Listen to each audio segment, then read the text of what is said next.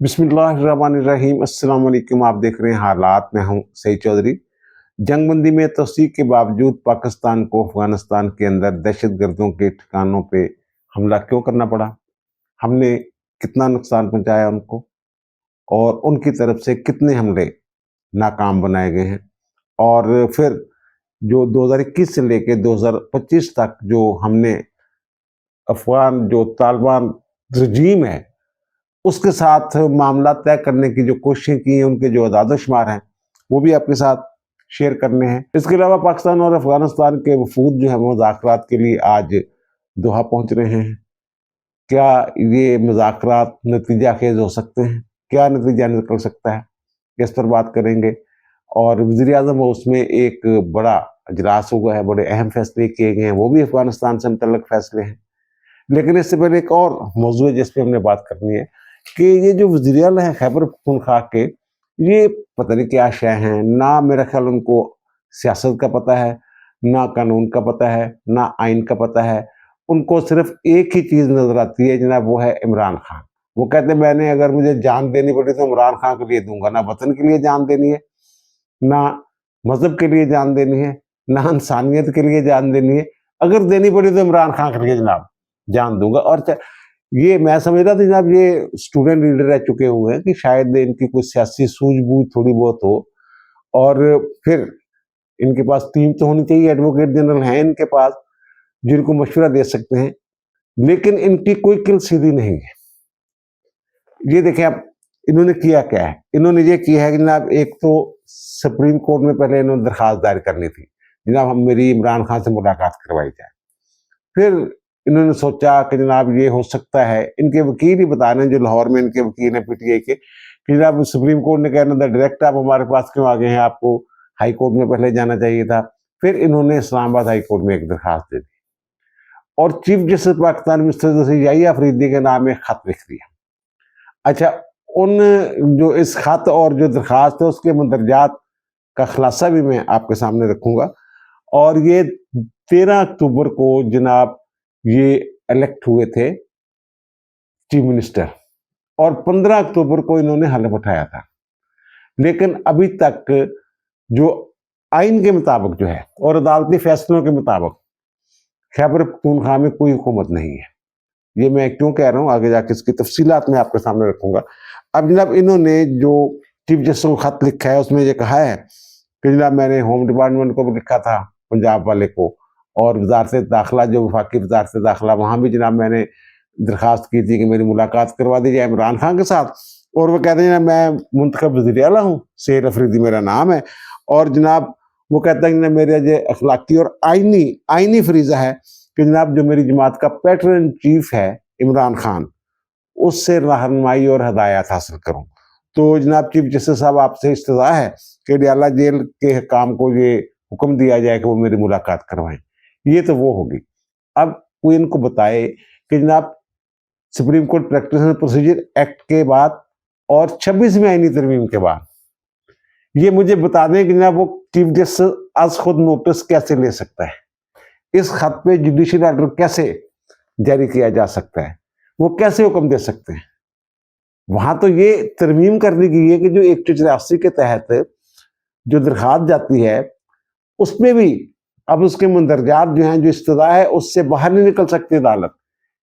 187 का इख्तियार यानी कि इंसाफ की मुकम्मल फराहमी का जो इख्तियार इस्तेमाल करती है सुप्रीम कोर्ट, वो भी उस दरखास्त से बाहर नहीं जा सकते हो।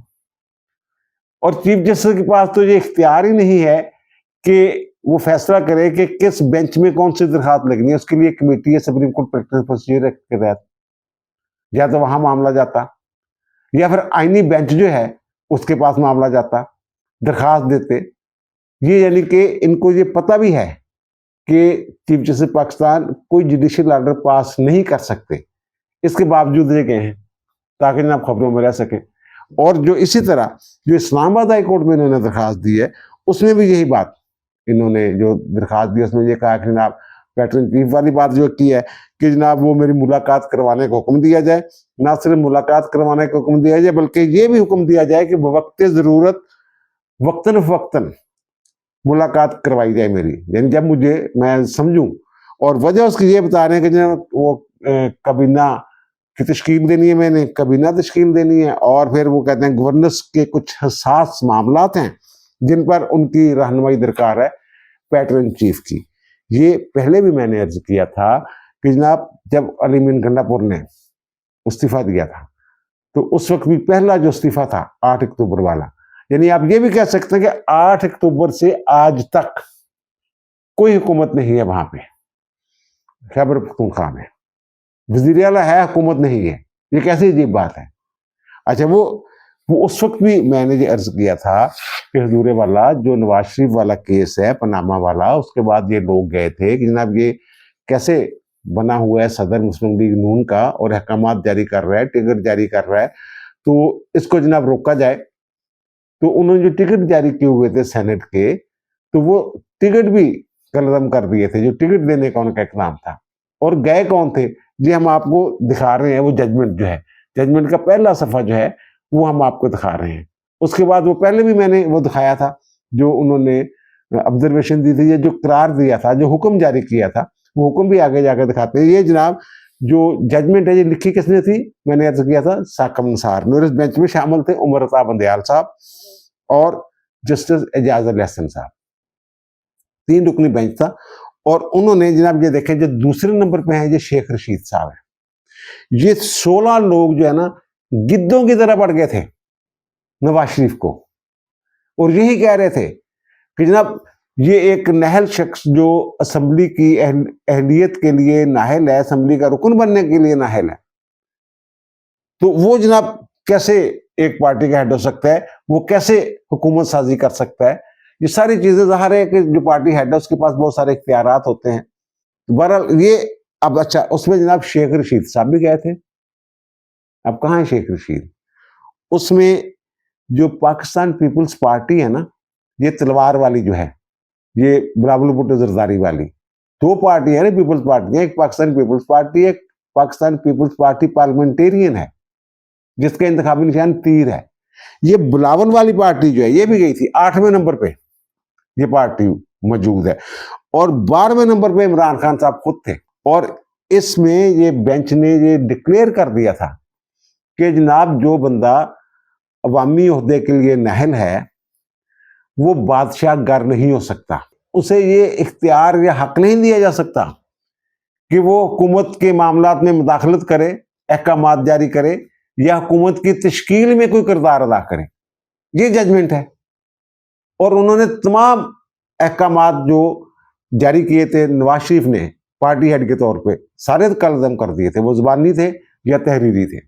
अब ये कह रहे हैं कि जनाब ये अच्छा, इन्होंने ट्वीट भी एक किया है, ट्वीट वो किया ना जो अजलास हुआ है वहाँ ऐवाने वज़ीर आज़म हाउस में, तो उसमें इनको भी दावत दी गई थी, चारों वज़ीर आला भी थे, गिलगित बल्तिस्तान के वज़ीर आला भी थे, खैबर पख्तूनख्वा के वज़ीर आज़म भी थे, काबीना के अरकान भी थे, और जो फील्ड मार्शल हैं हमारे आसम मुनीर साहब, वो भी उस इजलास में शरीक थे, बड़े अहम फैसले हुए। तो वहाँ जनाब इनको दावत दी गई थी, लेकिन इन्होंने एक दिन पहले ही ये खत लिख दिया था कि जनाब मैं नहीं आ सकूंगा, बल्कि ना मेरा जो एक नुमाइंदा जो है मुजम्मल असलम वो वहाँ शरीक होगा। साबिक मुशीर हैं, वो मुशीर भी नहीं है, साबिक मुशीर हैं, तो वो जनाब नुमाइंदा जो है मेरा शरीक होगा। तो उस हवाले से इन्होंने एक ट्वीट किया है सुहेल अफरीदी साहब ने, वो कहते हैं जनाब वो एक मीटिंग थी वहाँ जो, तो वो मैंने तो जनाब वो कह दिया कि इमरान खान के वोटों से ये लोग जीत के आए हैं, जो मैंडेट दिया गया है हमें वो इमरान खान के नाम पे हमें मैंडेट मिला है। तो जनाब उस मीटिंग में मैं इसलिए नहीं गया कि जनाब वफाकी हुकूमत जो है ना पहले मेरी मुलाकात जो करवाए उनसे इमरान खान से, ये भाई साहब फरमा रहे हैं।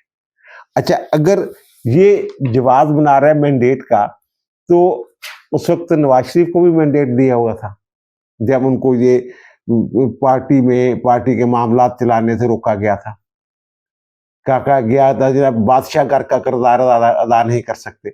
ये किसने कहा था बादशाह घर का किरदार अदा नहीं कर सकते? किसकी दरखास्त थी? इमरान खान की। मैं कई मरतबा अर्ज कर चुका हूं कि इमरान खान ने जो किया है ना, दूसरों के लिए जो गड़ा खुदा है इन्होंने, उसमें खुद गिरेंगे, और इसमें भी गिर रहे हैं।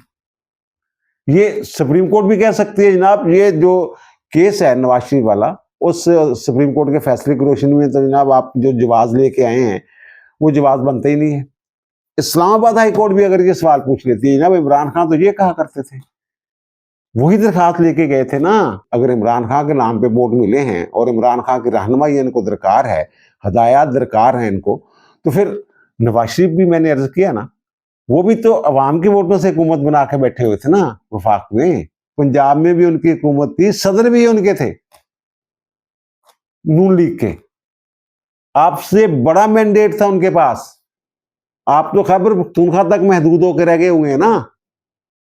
उसमें भी इल्जाम लगा रहे हैं मौलाना साहब कि आपके हक में धांधली की गई है उस इलेक्शन में। दूसरा मैं अर्ज कर रहा हूं कि वहां खैबर पख्तूनख्वा में इस वक्त कोई हुकूमत नहीं है, आईन ये कह रहा है, और सुप्रीम कोर्ट की जजमेंट ये कह रही है, हाई कोर्ट्स की जजमेंट कह रही है। ये जो आइन का आर्टिकल 129 है वो ये कहता है सूबाई हुकूमत क्या होती है। वफाकी हुकूमत को जो डील करता है वो आर्टिकल 90 है, और ये जो है ये 129 जो है आइन का आर्टिकल, वो हम दिखा भी रहे हैं आपको। हुकूमत से क्या मुराद होती है जनाब? हुकूमत जो है वफाक में सदर के नाम पे अपने इख्तियारात इस्तेमाल करती है, और सूबे में गवर्नर के नाम पे इख्तियारात इस्तेमाल करती है। और हुकूमत से मुराद है वजीर आला और कबीना के अरकान और वज़रा। यहां सिर्फ वजीर आला है। अच्छा, ये जो मामला नहीं, ये जो वजीर आला है ये हुकूमत नहीं है।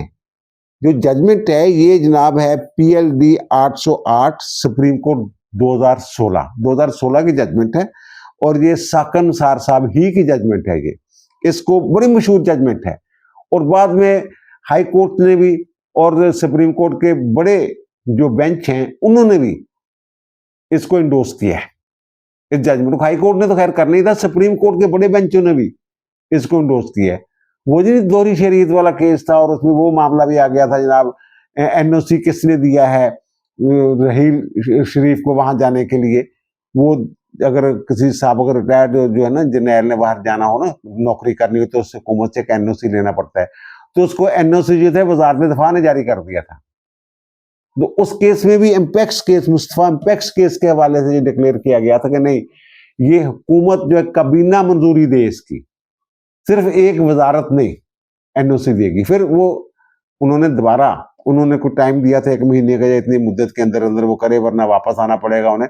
तो वो फिर उन्होंने इमरान खान की हुकूमत ने दोबारा कबीना ने उसकी NOC जारी किया था। अब मुस्तफा इम्पैक्स केस क्या कहता है? मुस्तफा इम्पैक्स केस यही कहता है कि हुकूमत से जो मुराद है ना, वो सिर्फ एक वजीर या वजीर आला या वजीर आजम नहीं है। ये वो डिक्लेयर किया था उसने।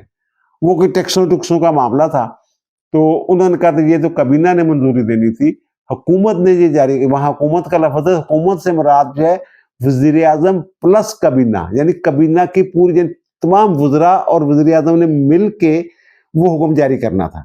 वो कलअदम कर दिया था, और फिर बाद में जो मैंने हाई कोर्ट्स ने भी उसको जनाब, ज़ाहिर सुप्रीम कोर्ट का हुक्म था तो उसी तरह के फैसले दिए। जैसे वो मैं कहता हूँ सूबे पे भी इतलाक होता है 129 में।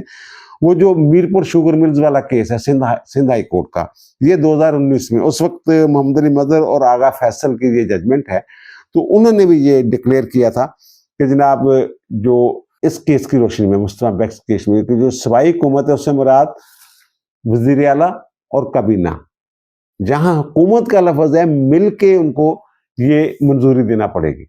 तो ये तो कर ही कुछ नहीं सकते। जो हुकूमत के इख्तियारात हैं वो अकेला वजीर आला इस्तेमाल नहीं कर सकता, ये लिखा हुआ है ये केस में भी, और जो आइन के आर्टिकल जो हैं 90 और 129 उनकी रोशनी में। तो ये कैसा यार नैला किस्म का वजीर आला है कि जो अभी तक अपनी हुकूमत नहीं बना सका, जबकि पैगाम भी अंदर से आया, सलमान अकबर राजा साहब लेके आए हैं कि जनाब इमरान खान ने कहा है कि जनाब अपनी मर्जी से कबीना बना लो। वो कहता नहीं जनाब, इन्हें सियासी रंग दे रहे और उल्ट पै रहे हैं। और भाई नुकसान किसका हो रहा है? उन लोगों का नुकसान हो रहा है जिन्होंने आपको मैंडेट दिया बकौल आपके। आपने सूबा चलाना है, और लोगों की बहबूद के लिए, अमन अम्मा के लिए आप उसी वक्त काम कर सकेंगे जब आप हुकूमत तश्कील देंगे, कबीना तश्कील देंगे। और अब तक तो आपने जो भी किया है ना, जो भी आपने ऐलान फरमाया है, उस पर अमल नहीं हो सका। पहली बात यह है कि आपने कहा जनाब मैं मुलाकात के लिए आ रहा हूं, खत लिख दिया, मुलाकात नहीं होने दी गई। फिर आपने कहा जनाब मैंने जो अपना ना एक नुमाइंदा, बल्कि जो इमरान खान ने यह ऐलान किया होता कि जुमे वाले दिन जनाब एहतजाज करना है, तहरीक लब्बैक वालों के साथ जनाब बड़ा जुल्म हो गया है, तो उस जुल्म के खिलाफ जनाब एहतजाज करना है खैबर पख्तूनख्वा में। कोई निकला बंदा, ये इनका अपना सोशल मीडिया को फुटेज दिखा दे जिसमें लोगों पता चले कि इमरान खान की आवाज पे लब्बैक कहा है उन लोगों ने जिन्होंने मैंडेट दिया है ये सैयद अफरीदी साहब को। इसका मतलब या तो फिर लोग बदल गए या लोग जो इनका जो जो अपील थी उसको दुरुस्त नहीं समझा लोगों ने। दो चीजें हो सकती नहीं। और दूसरा ये जनाब मैं नहीं गया, और भाई मेरे अगर आप चले जाते उस इजलास में तो कोई तो बात करते ना, ये मुलाकात वाली बात ही कर लेते वहां बैठ के। जनाब ये ना करें, अगर आप हम आहंगी की बात करते हैं, तावन की बात करते हैं तो ये भी तो करें ना। वहां अपना मुद्दा रखते, ऑपरेशन के खिलाफ जो आपने कहना था कहते, अफगानों की मोहब्बत में जो कहना था कहते, लेकिन वहां आपने एक अपना नुमाइंदा भेज दिया और उनका मकसद पूरा हो गया। आपका नुमाइंदा, आपके सूबे की नुमाइंदगी तो होगी ना वहां पे। जो अलामिया जारी होता है या समरी पे जो दस्तखत किए जाते हैं मीटिंग मिनट्स पे, उसमें आपके बंदे ने दस्तखत तो कर दिए। ये जो आइन और कानून से मावरा आप इकदाम कर रहे हैं एक फर्द वाहद की मोहब्बत में, आपने हलफ उठाया हुआ है सर आइन की पासदारी का, और अपने जाती मफादात को कौमी मफादात पर तरजीह ना देने का, डंडी ना मारने का। आप तो सीधी सीधी डंडी मार रहे हैं और ये जवाब फराहम कर रहे हैं हुकूमत को कि जनाब एक रिपोर्ट जाए गवर्नर की जिसमें लिखा कि जनाब ये हुकूमत जो आइन और कानून के मुताबिक नहीं चल सकती, जहां गवर्नर राज लगा दिया जाए। मुझे नहीं पता गवर्नर राज लगना है या नहीं, मुझे लगता है वो नजर नहीं आ रहा। वो आपको जो नाहिली का आखिरी पिछला कमरा है ना वहां जाता हुआ देखना चाह रहे हैं, मुझे ये लग रहा है। अच्छा, दूसरी बात यह कि जो इजलास हुआ है वहां वज़ीर आज़म हाउस में, वहां जो मेन फैसला किया गया, बड़ा फैसला, वो अफगानिस्तान के हवाले से कुछ फैसले किए गए हैं। और जो ये अफगान महाजरीन है इसके हवाले से वज़ीर आज़म ने कहा कि जनाब ये अब रुकना नहीं है काम। ये जो डेडलाइन दे दी हुई है ना कि निकालो इनको, तो वो निकलेंगे। अच्छा, वो कराची में ना, कराची में जो अफगान बस्तियां खाली हो रहे हैं, वो मसमार कर रही है वहां की हुकूमत उनको, तो शराब गोट वगैरह इधर उधर, तो वो मुझे एक साहब बता रहे थे कि जनाब वहां उनकी वहां बात हुई है, वहां की जो जुम्मेदार क़यादत है, हुकूमत जो है, तो वो ये कह रहे हैं कि वहां जो है ये क्राइम रेट जो है कम हो गया है।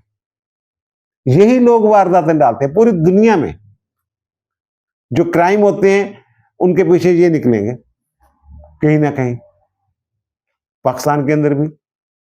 अच्छा, बहरहाल वो कहते हैं 14 लाख महाजरीन हमने अब तक जो है वो वापस भेजे हैं। वज़ीर आज़म ने कहा जनाब जो खवातीन है और जो बुजुर्ग है ना, उन्होंने जरा एहतराम के नाल ही पेश होना, लेकिन उन्होंने कट देना। अब वहां चीखें बुलंद हो रही हैं, एक तो ये जाने वाले चीखें मार रहे हैं, दूसरी तरफ इनको बसाने के लिए उनके पास वसाइल ही नहीं है। यहां से जो लेके जा रहे हैं ये चीजें, वही जाके वो खेमे लगाएंगे, रिश्तेदारों के घर में ठहरेंगे, रिश्तेदार अगे रोटी तो तांगेंगे ने।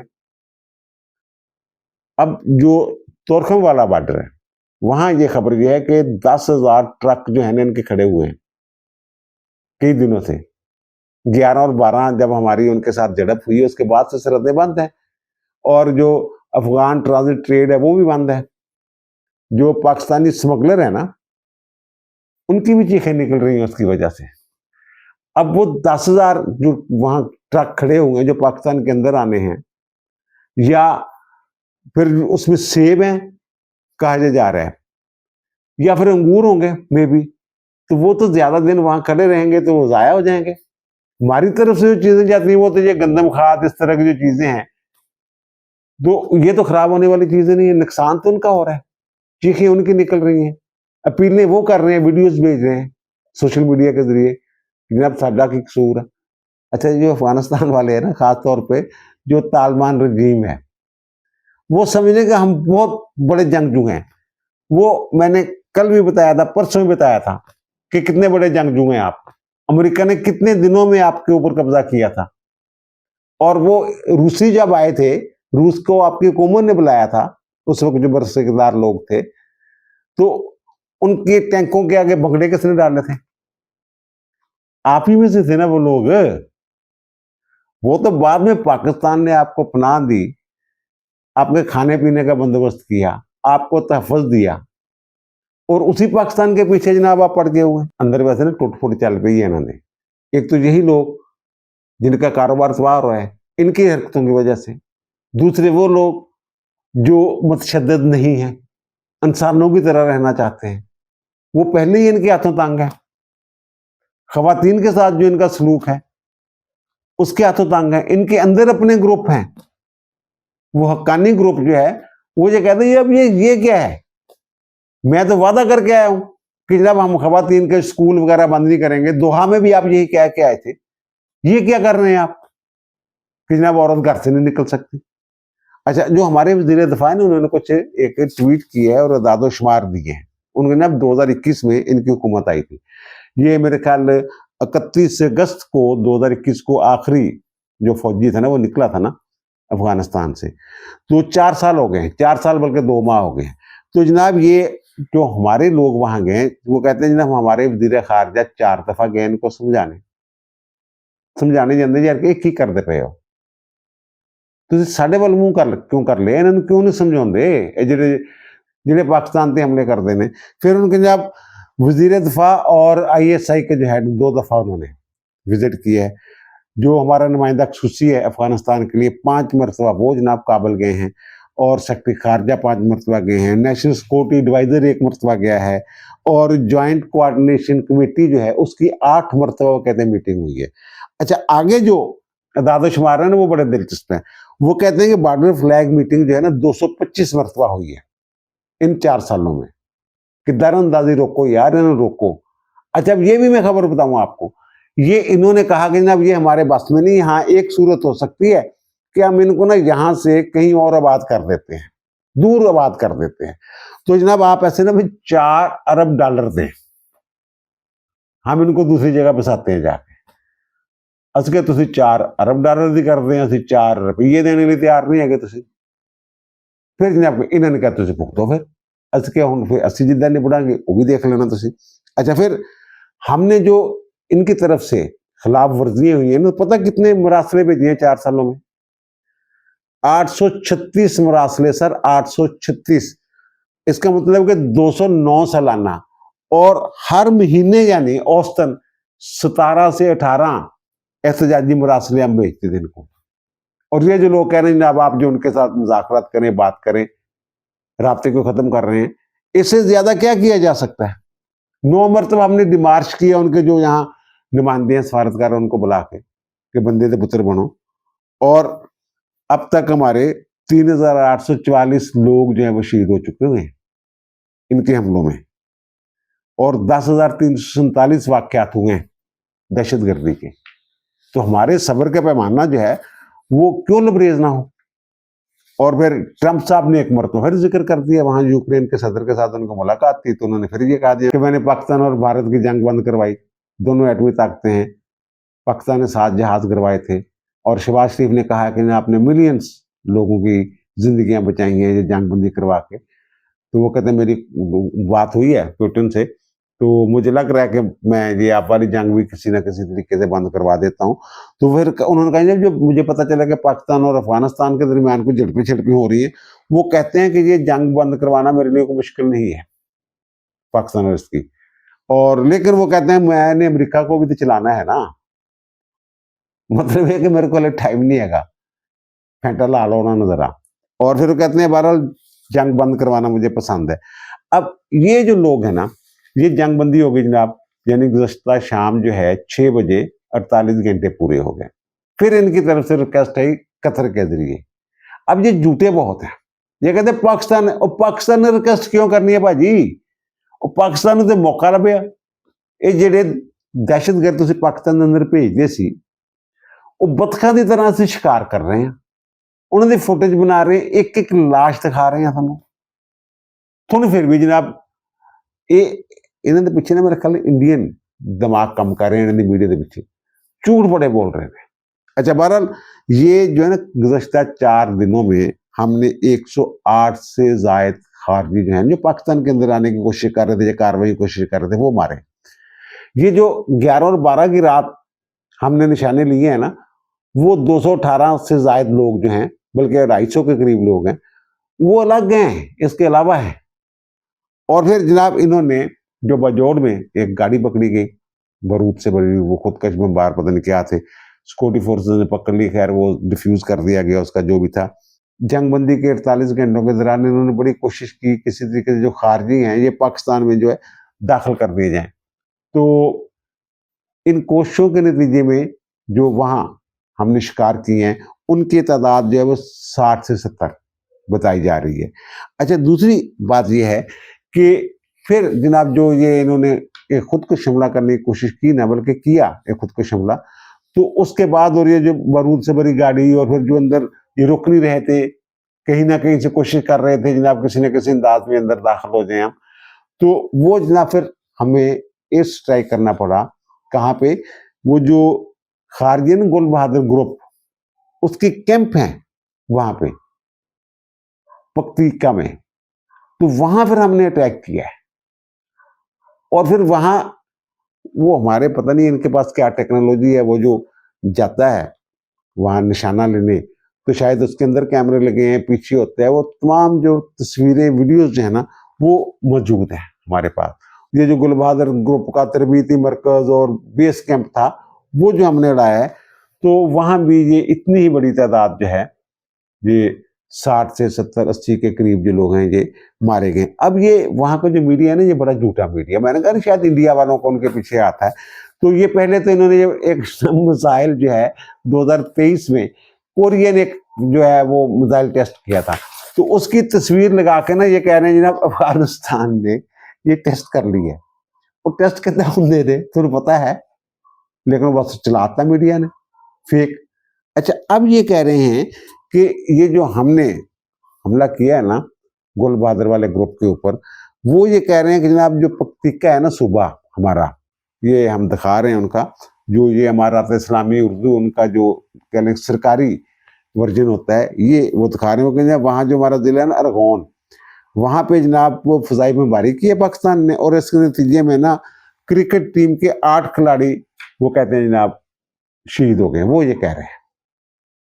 अच्छा, ये उनकी क्रिकेट टीम कौमी क्रिकेट टीम नहीं, बल्कि जो अरगोन के जिला अरगोन की जो क्रिकेट टीम है ना उसकी ये बात कर रहे हैं कि वो जनाब वहां शहीद। और भाई मेरे सानू इस गल का नहीं पता, सानू इस गल का पता जो साडा निशाना वो चूक नहीं सकता, वो सही जगह तो लगा। ऐसी वीडियोज भी मौजूद हैं जो हम दिखा नहीं सकते, ये गिरे पड़े हैं, मुर्दा हुए पड़े हैं वीडियोज में। तीनों के बहरहाल जनाब दोहा में जो है मुज़ाकरात हो रहे हैं।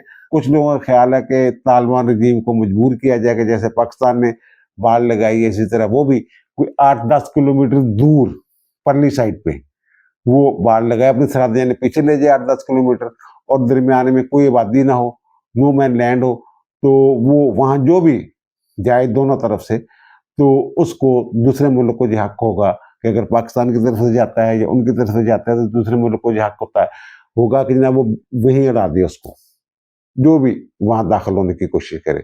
इस तरह की एक तजावीज़ है। देखें कहाँ पे जाके मामला रुकता है। तरले बड़े मार रहे ने हो, दोहा दबी देखिए की कर देने की लबो लहजा हम दोनों का।